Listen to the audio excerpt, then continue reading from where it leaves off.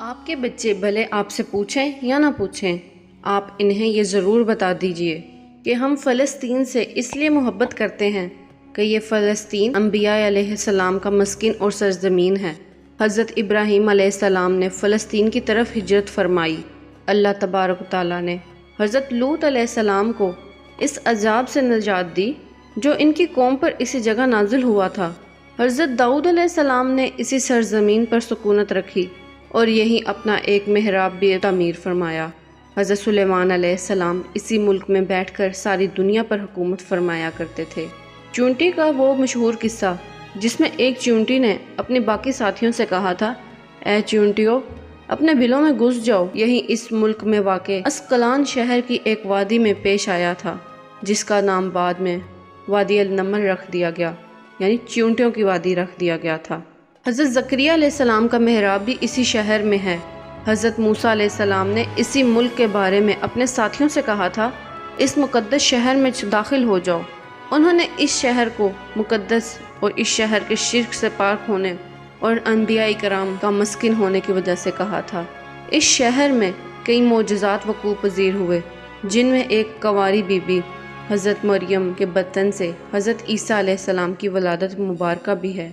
حضرت عیسیٰ علیہ السلام کو جب ان کی قوم نے قتل کرنا چاہا تو اللہ تبارک و تعالیٰ نے انہیں اسی شہر سے آسمان پر اٹھا لیا تھا۔ ولادت کے بعد جب عورت اپنی جسمانی کمزوری کی انتہا پر ہوتی ہے، ایسی حالت میں بی بی مریم کا کھجور کے تنے کو ہلا دینا بھی ایک معجزہ الہی ہے۔ قیامت کی علامات میں سے ایک حضرت عیسیٰ علیہ السلام کا زمین پر واپس تشریف اسی شہر کے مقام سفید مینار کے پاس ہوگا۔ اسی شہر کے ہی مقام باب اللد پر حضرت عیسیٰ علیہ السلام مسیح دجال کو قتل کریں گے۔ فلسطین ہی ارض محشر ہے۔ اسی شہر سے ہی یاجوج ماجوج کا زمین پر قتال اور فساد کا کام شروع ہوگا۔ اسی شہر میں وقوع پذیر ہونے والے قصوں میں سے ایک قصہ طالوت اور جالوت کا بھی ہے۔ فلسطین کو نماز کی فرضیت کے بعد مسلمانوں کا قبلہ اول ہونے کا اعزاز بھی حاصل ہے۔ ہجرت کے بعد حضرت جبرائیل علیہ السلام دوران نماز ہی حکم دے کے گئے تھے کہ آقا علیہ الصلوۃ والسلام مسجد اقصی یعنی فلسطین سے بیت اللہ کعبہ مشرفہ یعنی مکہ مکرمہ کی طرف رخ کرا کر گئے تھے۔ جس مسجد میں یہ واقعہ پیش آیا وہ مسجد آج بھی مسجد قبلتین کہلاتی ہے۔ حضور پاک صلی اللہ علیہ وآلہ وسلم معراج کی رات آسمان پر لے جانے سے پہلے مکہ مکرمہ سے یہاں بیت المقدس یعنی فلسطین آئے تھے۔ سرکار دو عالم صلی اللہ علیہ وآلہ وسلم کی اقتداء میں انبیاء کرام نے یہاں نماز ادا فرمائی۔ اسی طرح فلسطین ایک بار پھر سارے انبیاء کا مسکن بن گیا۔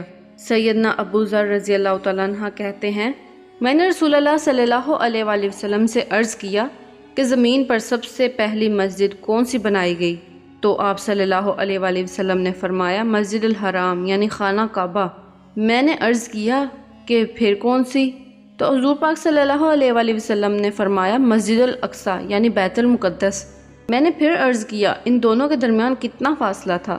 آپ نے فرمایا 40 برس کا، اور تو جہاں بھی نماز وقت پر پالے وہیں نماز ادا کر لے، بس وہ مسجد ہی ہے۔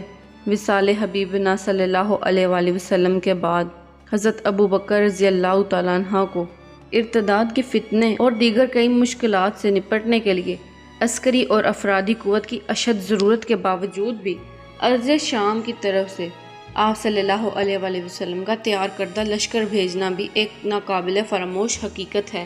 اسلام کے سنہری دور فاروقی میں دنیا بھر کی فتوحات کو چھوڑ کر محض فلسطین کی فتح کے لیے خود سیدنا عمر کا چل کر جانا اور یہاں پر جا کر نماز ادا کرنا اس شہر کی عظمت کو اجاگر کرتا ہے۔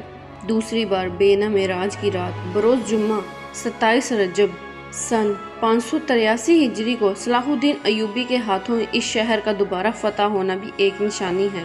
بیت المقدس کا نام قدس قرآن سے پہلے تک رکھا ہوا تھا۔ قرآن نازل ہوا تو اس کا نام مسجد اقصی رکھا گیا۔ قدس اس شہر کی اس تقدیس کی وجہ سے ہے جو اسے دوسرے شہروں سے ممتاز کرتی ہے۔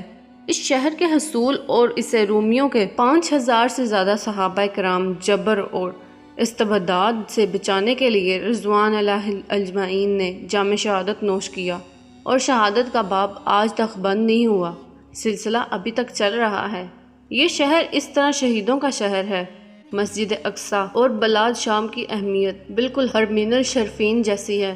جب قرآن پاک کی یہ آیت والتین والزیتون وطور سین نازل ہوئی تو ابن عباس کہتے ہیں ہم نے بلاد شام کو التین یعنی انجیر سے، بلاد فلسطین کو زیتون یعنی زیتون سے، اور الطور سین کو مصر کے پہاڑوں کوہ طور پر جا کر حضرت موسیٰ علیہ السلام سے پاک کلام کیا، اور قرآن پاک کی یہ آیت مبارکہ بھی۔ امت محمدیہ حقیقت میں اس مقدس سرزمین کی وارث ہے۔ فلسطین کی عظمت کا اندازہ اس بات سے بھی لگایا جا سکتا ہے کہ یہاں پر پڑھی جانے والی ہر نماز کا اجر 500 گنا زیادہ بڑھ جاتا ہے۔